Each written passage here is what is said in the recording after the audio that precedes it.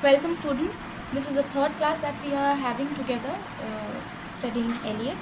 So this is a continuation from the last class in which we were trying to locate, contextualize Eliot in the socio-literary context. I'm sorry. Yes. In the context of history rather, or literary context, that is, who were his influencers or who were the predecessors of Eliot concerning his thought, concerning the tradition to which he himself would claim to belong to.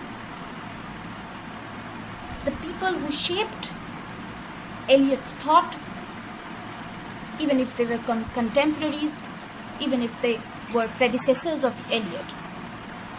So we have studied a bit about Henry James, we have studied a bit about T. Hume,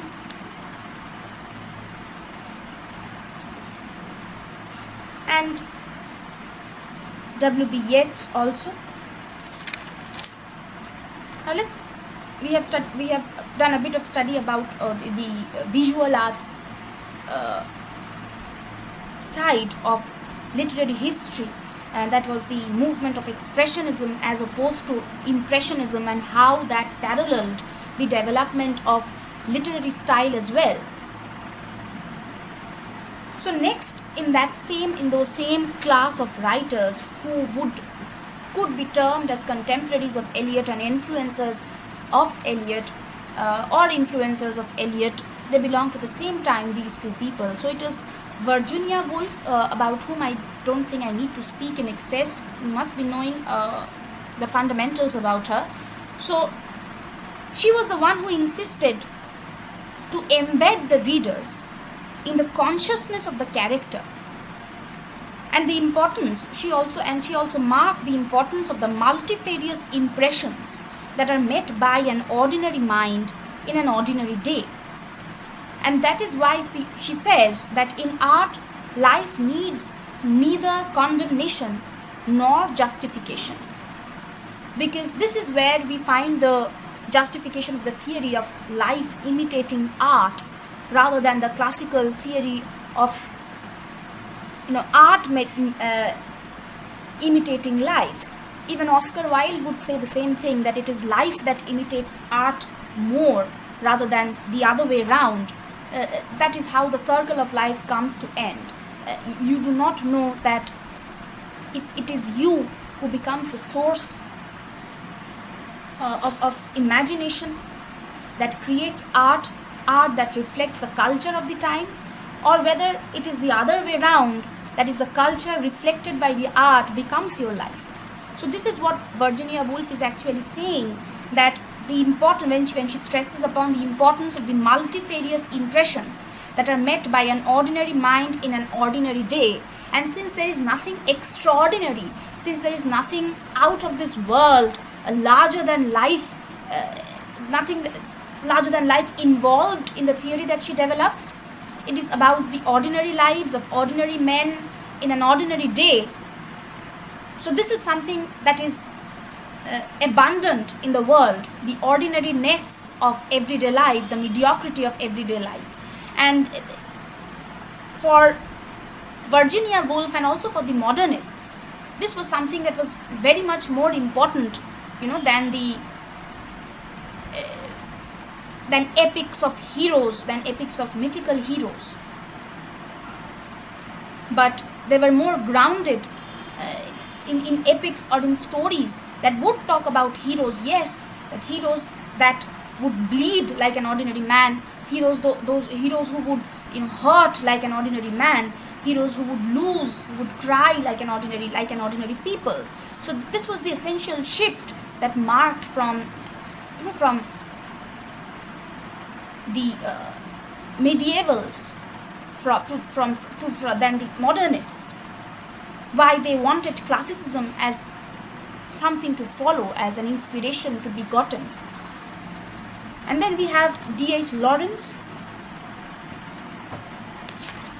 who was primarily, of course, a novelist. But you know of course, you know something about D.H. Lawrence or some of his works at the very least. He found he was a very different and a difficult sort of a person, and T.S. Eliot never actually agreed with D.H. Lawrence, but at the same point of time, being the intellectual and artist that both of these men were, Eliot never insulted D.H. Lawrence. That what I want to say is that he appreciated Lawrence for the artist that he was himself, but he did not like D.H. Lawrence personally, because of their religious views, which was being same. They were widely apart from, widely polemical to each other, even though both of them favored, having religious views. For D.H. Lawrence, God existed among the human beings and among the flesh and bones of everyday life, and that is why his novels are filled with, full of everyday life, which is not devoid of sexual activities. So in his art, he chooses to reflect those incidents or events that people don't want to talk about, because they think that it opposes, that it goes in opposition to the religious beliefs that people have. But for him, or according to him, being human was the closest to God that you could get. And on the other hand, Eliot, who was a devout Catholic, and as we are about to see a few things about him, learn a few things about him, he would be very much opposed to D.H. Lawrence's views, and we will see why this is so. So, but putting a pause to this is where I would like to end studying the historical context, and then the contemporary context of T.S. Eliot. That is the circles that he would go to, the people who were his predecessors, or the people who would influence him. So next we will move on to locate Eliot within the tradition of criticism, because what we are going to study is not Eliot's poetry but Eliot's criticism. So that is a different school of study altogether. Writing and being a critic, they are not very much the same thing, and Eliot was both, and that is why he is such a problematic figure when it comes to studying him, because he was both a poet, he was a writer, he was an author, and he was also a critic. So he was not only creating, he was also criticizing other people's work. That put him in a very dangerous and difficult spot, and he was frequently attacked and frequently condemned, frequently loved by the contemporaries, by his successors, of course, by the scholars as well. So we are going to locate him in the history of literary criticism. But before that, just what I want to say over here is that for D.H. Lawrence, D.H. Lawrence he says that art is concerned with the relation between man and the world. Van Gogh's painting of a sunflower reveals the relation between man and sunflower, and not the sunflower itself. All life consists in achieving relationships between man and what lies about him, human and natural. So this is what D.H. Lawrence's view was. And so what he means is that where religion, philosophy and science try to nail us down with propositions and prohibitions, the novel represents the highest example of subtle interrelatedness that man has discovered. The superior morality of the novel lies in its acceptance that everything is true in its own time, place, circumstance, and falls outside. So what he's trying to say is that in this society, or in this world at large, where there are more restrictions than relationships, more constraints, more constrictions than freedom and liberty and expressiveness, it is art, and for him the form of art was novel. It is art that provides you with the accurate description of the interrelated nature, or of the circumstantial peace that people find even among these restrictions and constraints, and how they find it. And that is where the play of life happens, that is where life occurs. This is what D.H. Lawrence tries to say. So moving on to Eliot then, after studying all of the contemporaries and the influence and the people who clearly influenced Eliot in his work, Where can we locate him in this socio-literary tradition? We can conclude, however, I would like to discuss this in an extra video lesson that I would like to post if I do have the time, that he was a guardian of cultural elitism. Just to discuss it briefly, very briefly, in today's class. Now, much for his involvement in the avant-garde modern art in the early part of his career, that is in the 1920s. This is also the time when he is writing the essays which we are about to study together. Most of them have been written around 1919, 20, 1921 to 23. So what was very peculiar about him was that even though he was a part of that circle in the early part of his career, in the later 1920s and the early 30s, what he wanted was a poetry of concentration and meditation, rather than the brilliant, insightful and dangerous fragmented poetry and the dangerous randomness which he had presented in the wasteland. His conversion to high Anglican Christianity and the growing dominance of his work by devotional and religious themes made this program inevitable. He could not write or go back to writing poems, writing works or creating works like Sweeney Agonistes. And so he lectures in 1933. He lectures against the primitivist strain of modernism, especially in the works of D.H. Lawrence, as I said, whom he admired very much, but he saw as a source of spiritual danger to anyone less versed in the true meaning of orthodoxy than Eliot himself. So this is an elitist stance that he takes. He says that his view was that D.H. Lawrence, much that he admired him, much that he was admirable, he posed as a danger to religion, source of danger to religion, spiritual danger to anyone who was less experienced or less learned in the religion than Eliot, less learned in orthodoxy than Eliot. So when we look at Eliot's writings on culture, we see a fine critical intelligence inclined towards the fear of possible consequences that is deeply terrifying in the way that in it elitist arrogance becomes much more clear as humility and passionate concern to keep things as they are, as broadly accepting humanism. So in his writings of culture, he presented his elitist arrogance in a way that it seemed that they were, humble and passionate concern to keep things the way they are. To keep things the way they are. That is, Eliot's elitism saw him against or placed him against change. Change which was very necessary at the point of time when he was writing. So after Strange Gods, which is a work that Eliot never reprinted, but did not disavow it, did not disown it so much to replace its clear statements. Although in 1933 the persecution of Jews by the new Nazi regime was only just beginning at that point of time in 1930s, Eliot stated that in a very hidden sort of a way, in a very hypocritical sort of a way, he stated that in the sort of cohesive intellectual culture and organic society he thought desirable. So what he wanted was homogeneity in a society.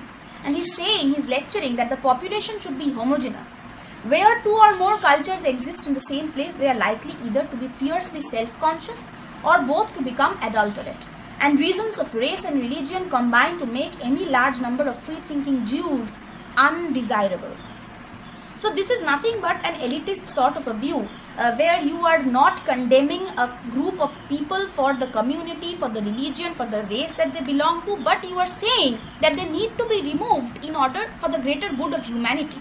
So your elitism is masquerading as a humility and passionate thought for all humanity, which is not the case. Which is something that is very much clear in today's political environment, where similar things are being said, where it is being said that it is important to remove a particular group of people for the larger society to you know to progress, but they are not stating the peculiar and the typical reason that they really have for the removal of that community of people, and that is their preference for a particular race and religion over all the others.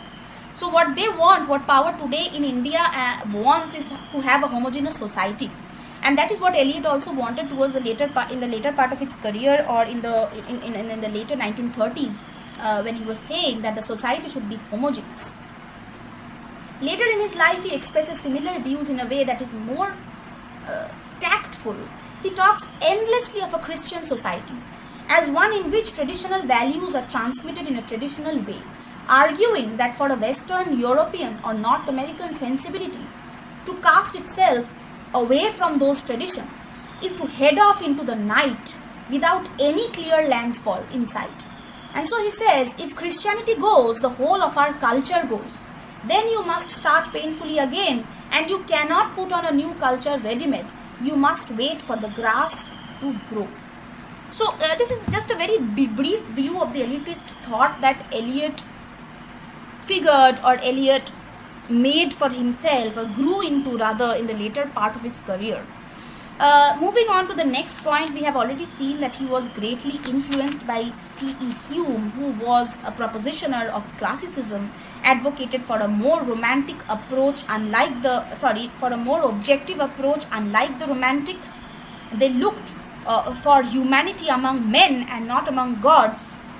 T.E. Hume also propagated that the fundamental quality of good art depends on seeing things as they really are, and then concentrating the mind so that what emerges is the actual expression of what one sees. This is something that was a parallel to the earlier movements in visual arts, the movement of expressionism as opposed to impressionism. Eliot emphasized greatly on the poet's intellect and personality that rehabilitated objectivity. This is something, a theory that he professes in tradition and in the essay Tradition and Individual Talent, which we do not have as our assignment, but which is very, very important for you to read if you want to understand the stance of criticism that Eliot is taking, because that in that essay what we are presented with is the philosophy of T.S. Eliot in Tradition and Individual Talent. The essays that we are going to read together are criticisms of T.S. Eliot, that is wherein he has inculcated the philosophy of his life. So in order to understand the philosophy, you must read Tradition and Individual Talent. You must understand the concept of depersonalization and how it is related, or how it is connected to the modernist art, to the contemporary modernist art of the time. So he says that the progress of an artist is a continual self-sacrifice, a continual extinction of personality. The famous line in the essay which propounds the theory of depersonalization, the theory which essentially marked the shift of critical focus from the poet to poetry, which was very important for this new school of critical thought to form, which we are going to study right now. And T.S. Eliot goes on to say that the poet's business is to express the greatest emotional intensity of his time. Basically what he wants to say is that it is the poet who represents the culture of the time based on whatever his time happened to think.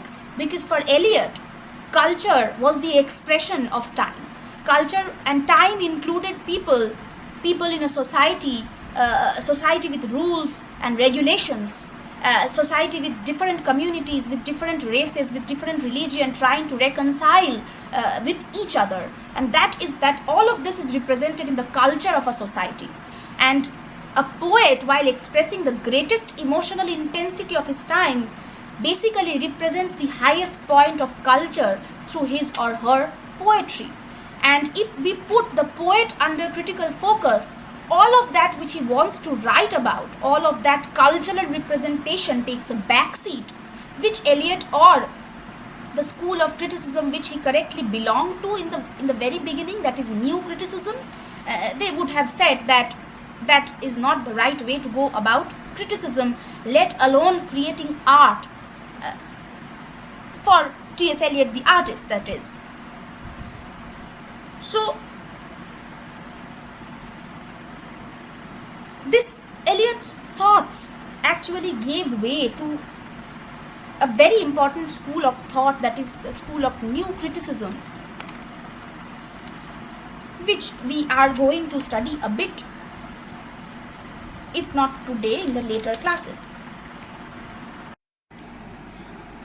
And so all of this talk about philosophy, about how or what poetry and art should be, who do you or whom do I go to, the scholars or the learners of literature go to when we want to learn about criticism? The average English literature student would not turn Henry James, or would not turn to Henry James or W.B. Yeats or a Ford Madox Ford or even an Eliot, even an Eliot, when critical help was needed. So whom would they go to? They would go to those scholars who kept alive the tradition of narrative criticism, in which writers were historically placed, that is, they were contextualized, their works were described, and their personalities were explored. So in the previous era,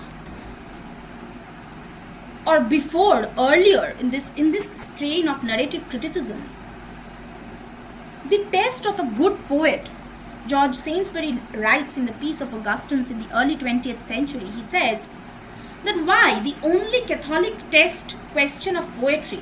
তো প্রথমত একদম প্রশ্নটা দিয়ে আর কি বোঝা যাচ্ছে যে আগে এই ক্রিটিসিজম ট্র্যাডিশনে ক্রিটিক্সরা রিলিজিয়নকে বেশি প্রাধান্য দিয়ে থাকত, that what was more important was the religious content of poetry, and that is why the primary question is that of a Catholic test question. So George Sainsbury writes that in order to know a good poet, or in order to know a good poem, we must ask if this is the vivid and consummate expression in meter of an impression furnished by object, even passion, imagination, fancy, or whatsoever humanity can be, do, suffer, experience.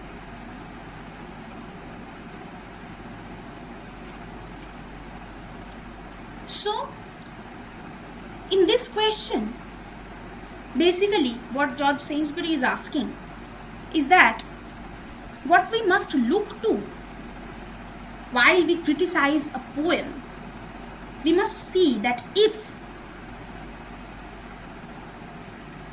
the poet has been properly impressed by the event, passion, suffering, whatsoever of humanity, has properly been impressed, and then has been, whether he or she has been properly able to express the said impression.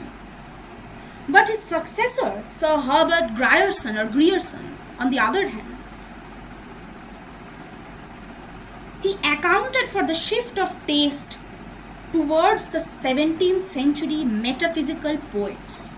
Now this is the closest that we have come to T.S. Eliot in our study of contexts. We are going to start our assignment with this particular essay, that is the metaphysical poets, because that is the easiest actually. So it was Grierson who marked a very solid shift of taste towards the 17th century metaphysical poets, which Eliot later on so very profoundly affected.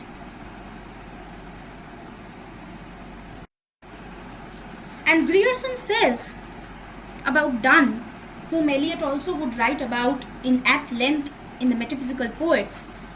Grierson says of Donne that his poetry is inspired by a philosophical conception of the universe and the risk assigned to the human spirit in the great drama of existence.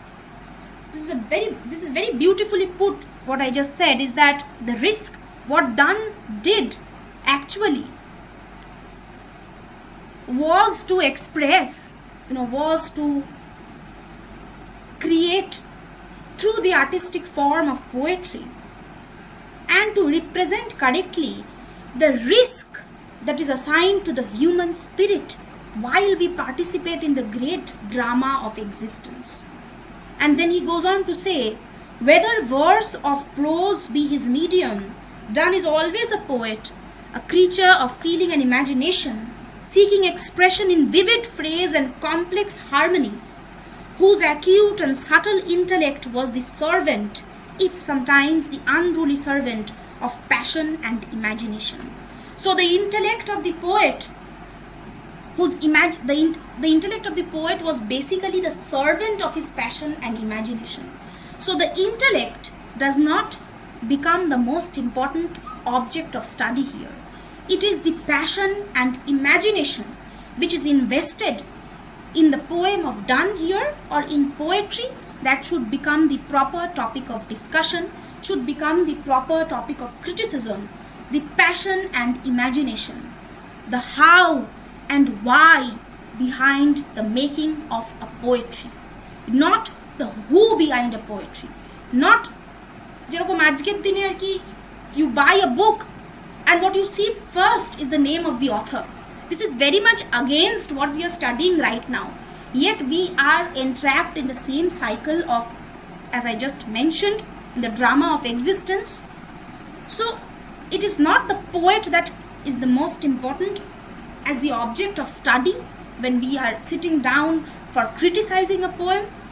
It is not that the poet becomes the larger than life persona who has to be studied, but it is his intellectual expression of the passion and imagination, which does not exist in isolated forms. Passion always occurs in relation. Imagination always occurs in relation. You do not just imagine a big zero or a big vacuum in your mind. You are not an artist in that way. So if you are a poet, what you imagine is the world. You see the world and you think about it greatly, like T. Hume said, and then you try to express as it appears to you. As it appears to you. And not the way the world perceives it, not the way that it really is, but how it appeals to your imagination, how you would like it to be. And that is what you study in criticism, while criticizing, that is. The how of the poem, the why of the poem, why this poem is like the way it is. Not why did Eliot write it like this? No, not like that. But why is the wasteland so fragmented? That is the object of criticism. This then brings us to, again, just pushing forward the idea of the metaphysicals. This brings us to A. Housman, another person, Eliot's contemporary, somewhat influenced Eliot, as you will yourself find out about what he's saying is very much reflected by the critical thought of Eliot as well.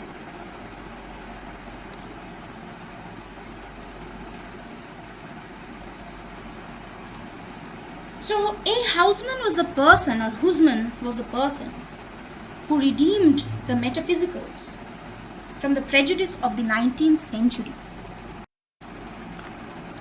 Because according to him, between Samson Agonistes and the lyrical ballads, Samson Agonistes by, of course, by Milton, as you know, and the lyrical ballads is Wordsworth's and Coleridge's, but Wordsworth's properly. So Housman is saying that between Samson Agonistes and the lyrical ballads, there was a whole age of English in which the place of poetry was usurped by something very different. What he's trying to say is that the metaphysicals, they had come under fire for their obsession with simile and metaphor, or to be very precise, or to say it correctly, the metaphysical conceit, that is the elaborate metaphoric allusions that make up an entire poem, particularly of Donne and also Keats. So metaphysicals came under fire for their obsession with simile and metaphor, which were considered to be things inessential to poetry. The 18th century was the period which established a healthy, workman-like prose to supersede the decorated and self-admiring prose of Milton or Jeremy Taylor. Satirical verse does an efficient job, but satire, controversy and burlesque are forms of art in which high poetry is not at home, such as the works of Pope, which Eliot would himself go on to condemn in the essay The Metaphysical Poets. When the 18th century poets tried to write high and impassioned poetry, they went for something as little like prose as possible and plastered ornamental diction on anything and everything. Huysmans makes a good case in analyzing the damage Dryden did by sheer empty inflation when he tried to improve Chaucer. Pope's Iliad, however, provides an even more dazzling and seductive example of the false manner. Huysmans does not deny to Pope the title of a poet. He does not do so. But he insists that to use the word poetry for what Pope wrote is dangerous. Wholehearted admiration for poetry of that kind destroys the power to appreciate finer poetry or even to recognize it when we met. And so, Huysmans says, he puts it very beautifully. He says that poems seldom consist of poetry and nothing else. So when you read a poem, it is not just poetry that you are reading, because pleasure we can derive from their other ingredients as well. So what are these other ingredients? To prove his point, he quotes from Donne, and he quotes from Blake. And Blake's poem goes like this: though thou art worshipped by the names divine of Jesus and Jehovah. Basically, Blake is talking to God, or it's an apostrophe to God. He's saying that even though you have several names, thou art still the son of morn in weary night's decline, the lost travelers dream under the hill. So God's divinity does not crumble when his light shines upon those weary of the night and those weary of journey, those weary of traveling. So Huysmans says that poetry is not what you are saying. It is about how you are saying it. And so for him, Blake's poetry was pure and unadulterated, with so little meaning that nothing except the poetic emotion is perceived by the reader. So it is the thought that condenses, trickles down to the reader when you read even these mere 4 lines. The emotive capacity of what is being written. So rather than studying what is being written, what you study is the relation that it creates with the reader, how the perception is created, how the emotions are conveyed to the reader. And so Huysmans also says that poetry is self-existent. It exists for itself. You do not need a high cultural background in order to appreciate poetry, like you needed to have a high cultural background in order to appreciate a Pope, in order to appreciate a Milton, who were polemical writers. They were writing in support of a certain kind of a rule, certain kind of a regime, and in opposition to another kind. So you do not need to have a sort of an inclination towards one sort of a power in order to appreciate poetry, because poetry exists for itself, in itself, as it is written very beautifully, but something that has been challenged, like numerous number of times. The essay that I told you to read by Wemsett and Beardsley, called The Intentional Fallacy, where he says that poetry must not mean but be. The fact that poetry is makes it important in itself. So it is more physical than intellectual.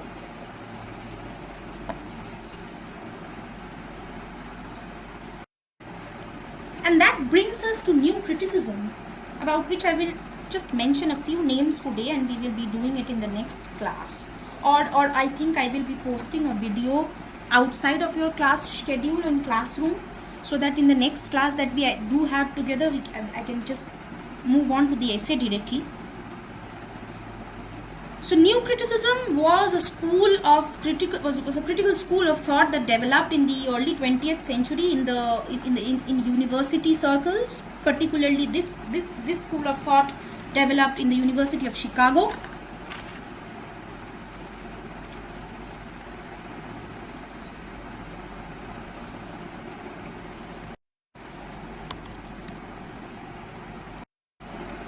So the very first name that you must know when studying new criticism is of I.A. Richards, the founder of this school of thought, who does away with abstract words used in criticism. He inclines towards an interest in psychology, which pushes him away from an investigation of how the mind of the poet works to a close analysis of the relationship of the reader with what he or she reads.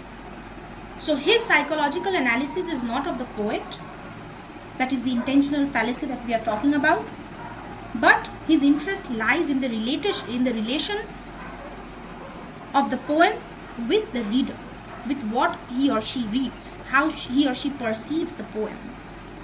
I.A. Richards advocated the study of subtleties and complexities of meaning,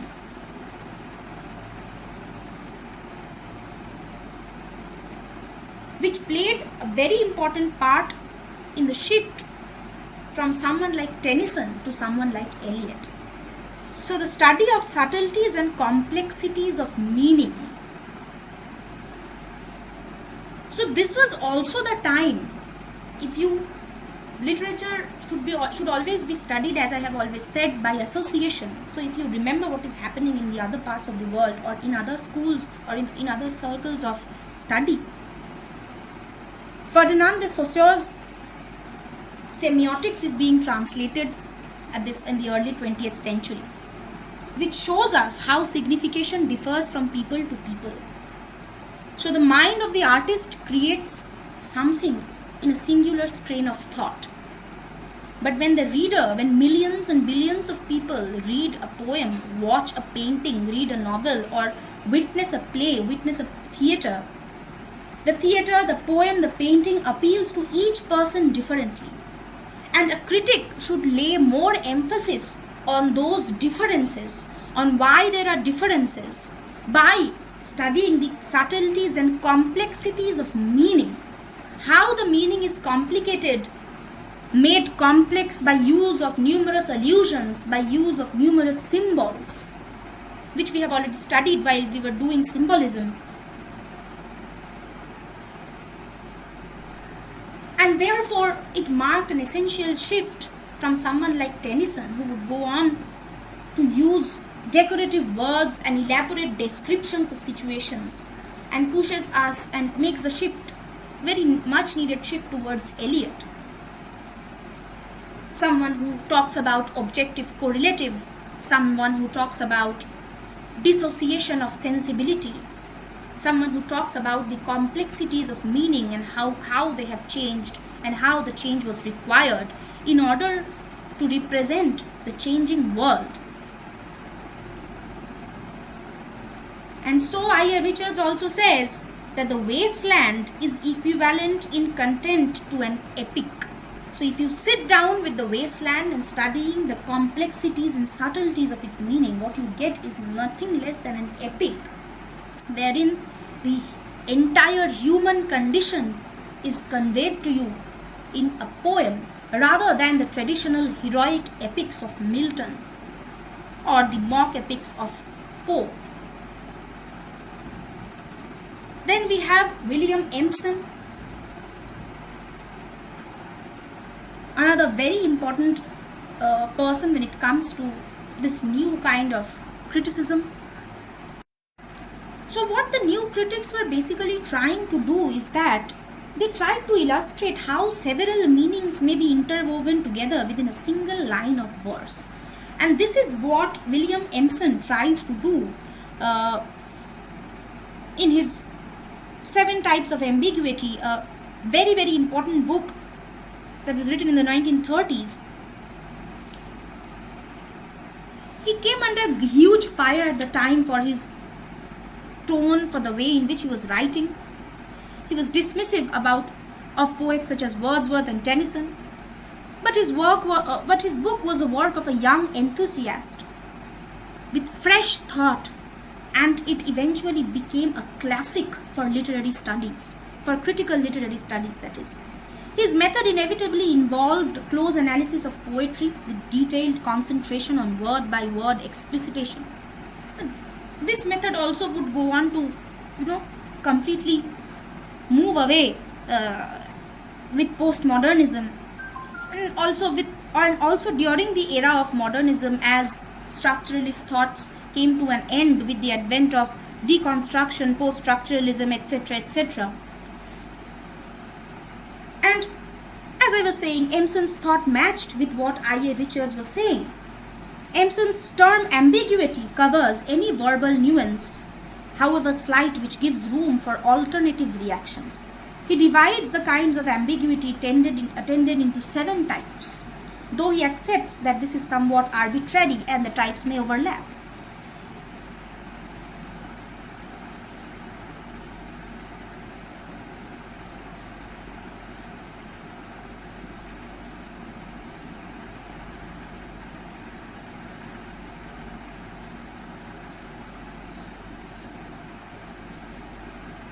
And so he tries to give us several examples of different poets and different poems. The first 2 lines are they belong to a poem of Thomas Nash.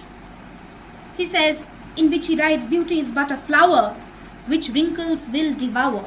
And he shows, Empson shows how bringing to life the subdued metaphorical content of the word devour may turn the wrinkles into time's tooth marks.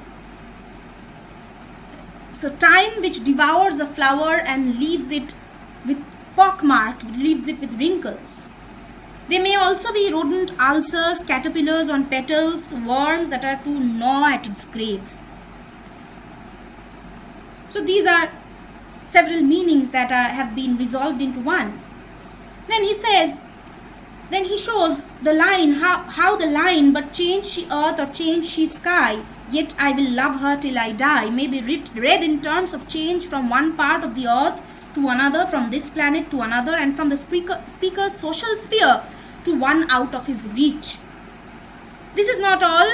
She may also alter my earth and sky by bursting my bubble dream. This is also a meaning that you may acquire. She may upset the whole cosmic and earthly fabric, and so on and so forth. So there is the 3rd type, there is the 4th type, etc., etc., which you can do a study on your own, and which would essentially bring us to F.R. Lewis. Another greatly influential figure in the movement to change the map of literary history, to which writers as diverse as Empson, Richards, and Eliot contributed, was F.R. Lewis.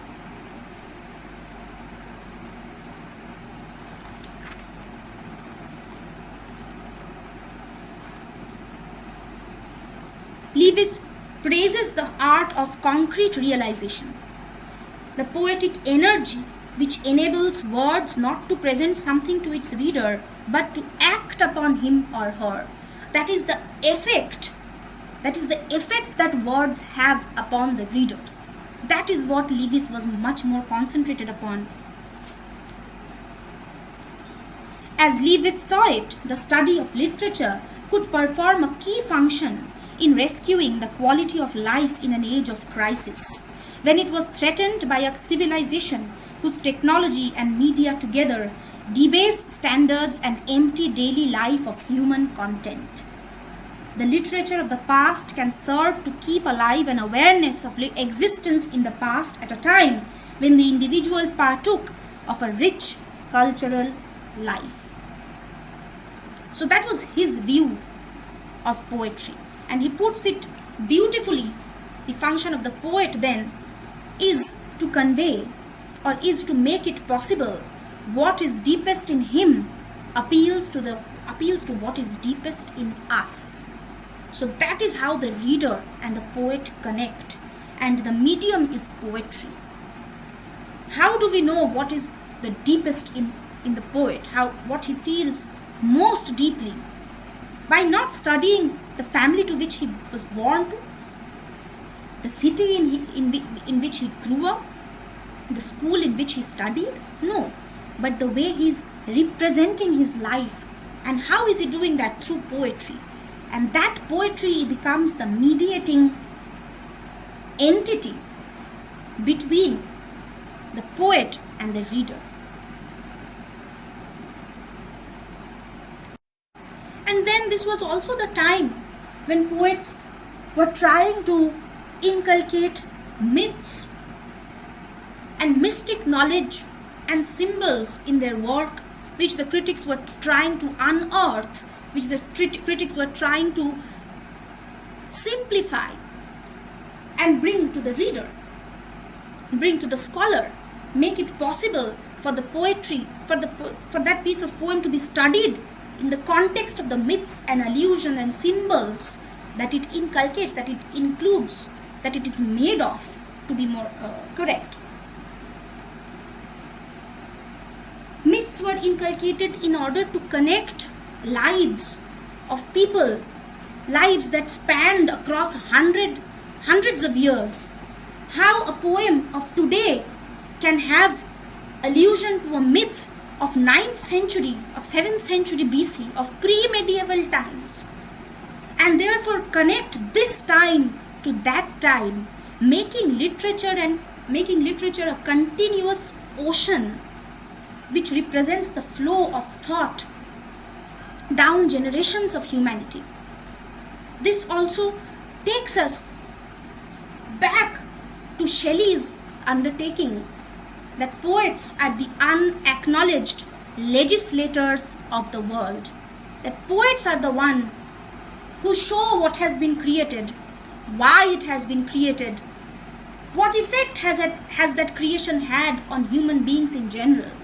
So more than history and geography books, which exclude the affects, which excludes the sentiments, which excludes the emotion, which excludes all of that which has made us learn about hatred, made us learn about love, made us learn about envy. You do not find them in history and geography books. Where do you find them? You find that in poetry. And that is what Shelley had also said when he was writing in The Art of Criticism, that poets are the unacknowledged legislators of the world. So with that, I end today's lecture, and I have spoken a lot about many people. In the next class, we will continue a bit with new criticism and then move on to Eliot's essay. Thank you very much.